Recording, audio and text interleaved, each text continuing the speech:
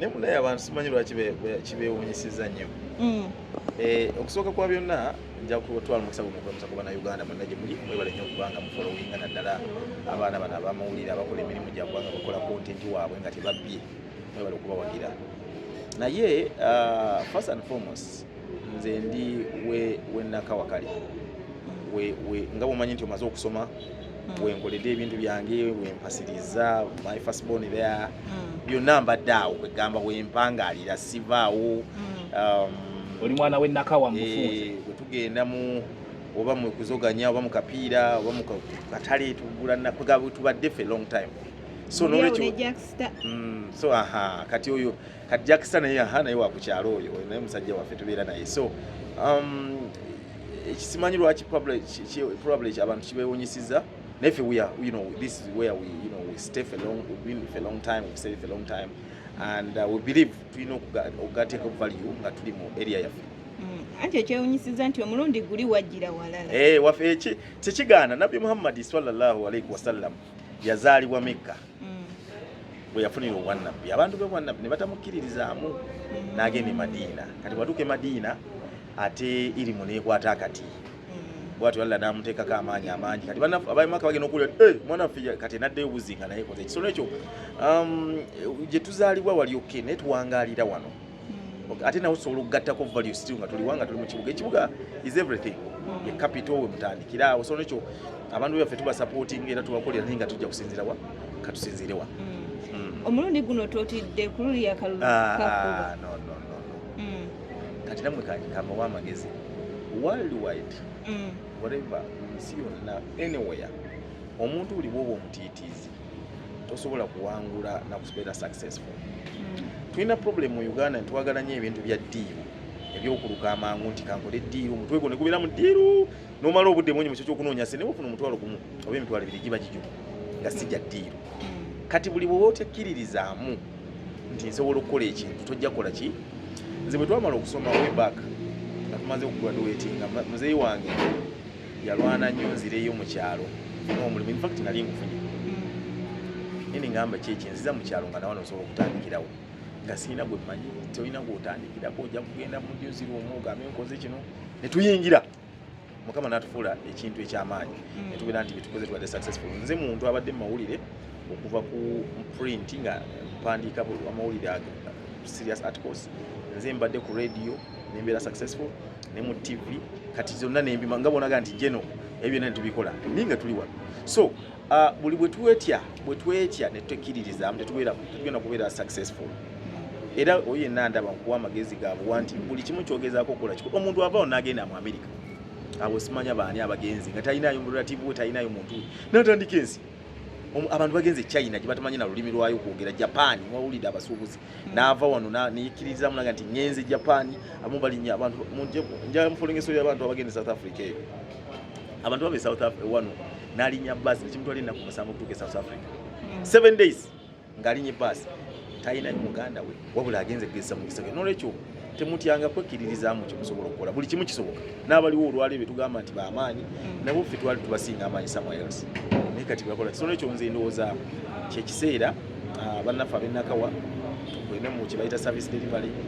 Tulina enguudo mbi, tulina enguzi ekutta akati abantu bali enguzi byejewanira namwe olwaleero tebatyatira ddala okulya nguzi bafukisa enguzi ono anenya ono naye gwanenya ate naye gwokuza ekino. So nekyo tusuubira katujje kuba abantu babitubuuza mu butale ti naye enguzi gye tulira eyo lwa mwami lwa miti eri etya mukazi n'afaayo n'akubuuza naye ani anaatulwanirira. Mu malwaliro tulina ddagala omuntu agenda mu ddwaliro okufuna aspirini ng'ate ali expired. Omuntu agenda okuleeta emmere ye mu katale ng'ate enguudo mbi oba amafuta bagalinyisa. Nolwekyo tusuubira bye bibuuzo bye tulina okuddamu abantu baffe mu budde bwabwe obutuufu. Bwe twogera ku nguzi olunaku lwaliro abantu bali kugira tubadde tukusuubira kubanga lwamiti gw'okulembeddemu omutwe nga tolabiseeko wansi kugulwawo. Ate kati tetugenda ffenna mu nwana yaffe yanjawulo. Bwe tunaagenda ffenna ku front nga tugenda kugezaako ate abantu abalera emirimu gyabwe gikyataaganya tugamba nedda. Yes tukkiririza mu ddembe eri omuntu freedom of speech naye ate at the same time tetulina kugenda mu kukola bintu oba oliawo biyinza ate kutuusa abantu balala kubanyikiriza. Nsuubira nti eddembe kati nga bwe tuli twogera ku buli bw'enguzi naye nga tetugenze mu kutobana kulwana na kubino tukyasobola okulwanisa kati mumuyina media here. I like you guys, you know, you content creators kirungi naye nga temugenza ate wa mukufaafagana na biki newono omuntu eggulira alifuna era abaliramu. Mukwano gwo bakedde kumakya ku mukima waka omuwulizaako tugezezaako nina mikono gyange bakansa abamu Rain tugezezaako bakanso ab'enjawulo of course abagera ku mikwano gyaffe era tulondooza bayisanga mwenda tugenda kuba tutulabye weba mututukwate kati tebatubuulirawo wali watuufu naye tukola follow-up okulaba nti tugezaako kikola naye ekyo kyennyini kyetwogerako nti kati ba Rain bo bali ku front kati ate ffe tulwanira eno onfuna bulungi kati tugende okukwata omulabe waffe nga waliwo abali eno kali kabula omupiira waliwo abayita mu 7 waliwo abayita mu 8 waliwo abayita mu 9 waliwo baback waliwo ba midfielders naye wonna ekikulu nti mwenanya ball era tujja gifuna. Omuntu yandiyagadde okumanya what does it take omuntu okusala okuva mu entertainment okudda ku side ya politics? There's a thin line between politics and entertainment, a very thin line. Nti omuntu wa entertainment oba tutwale nti wa art oyogera n'abantu millions of people probably in about an hour or two n'ogenda ku stage n'oyogera n'abantu ab'enjawulo. Nze ndowooza the best leaders should be entertainers because they can talk and make people happy. They can talk and abantu babajjamu ennaku yaabwe basobola okwogera omuntu ne bamwerabiza ebizibu bye than omuntu avuddeeyo gy'avudde nga ta ye n'ajja buzi.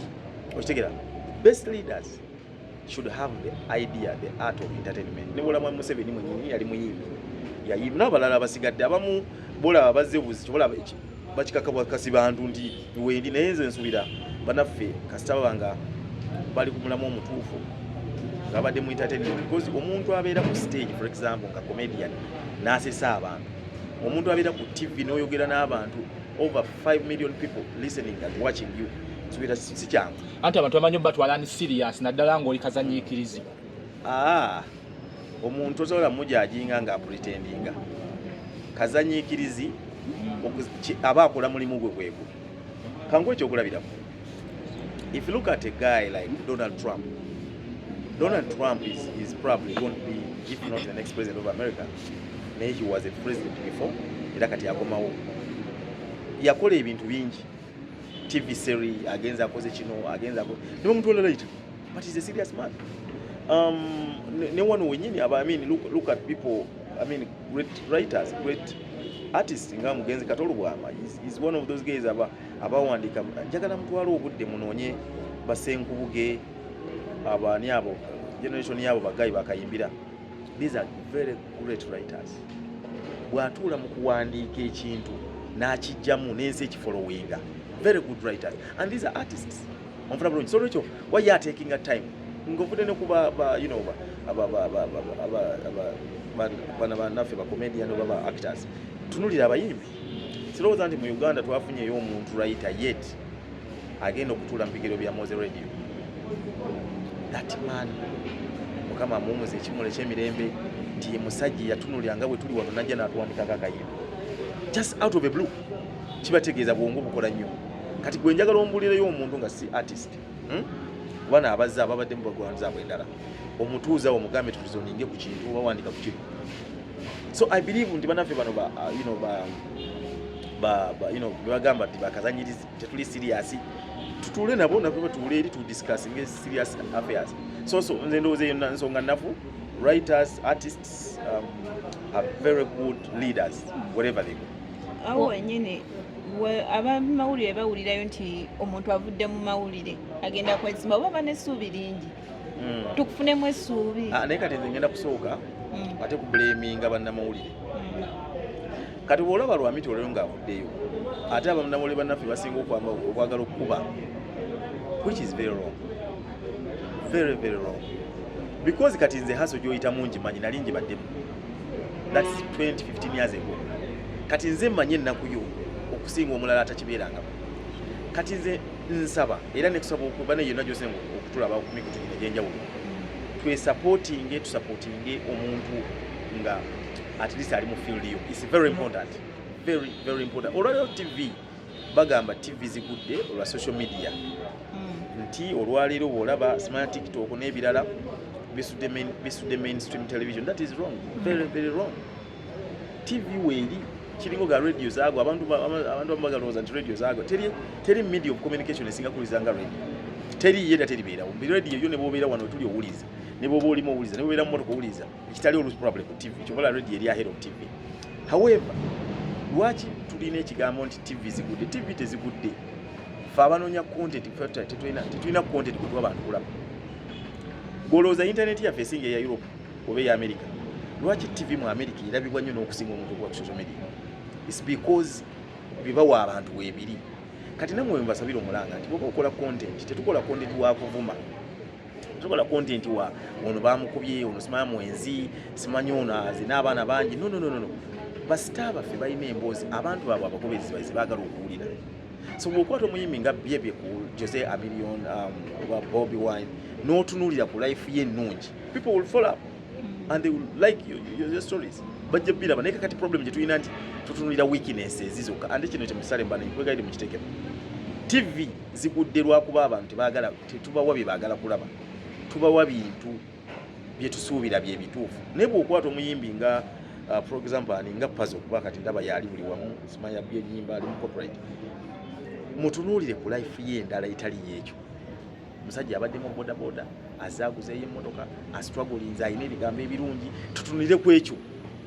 Tuli fena Wizo, yes, ayinza okuba ayina abaana bangi simanya yabadde mu depression, but Wizo was up to now is a serious artist.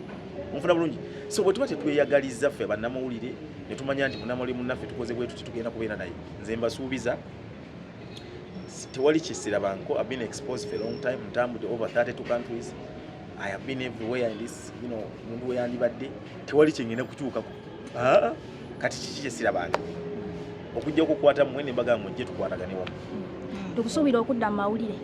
Amawulire sobola gavaamu, Ssemujju Nganda yagavaamu. Abaira bagavaamu kibula abali awo bwe bati. Abagavaamu be baali nga tebaali ba mawulire.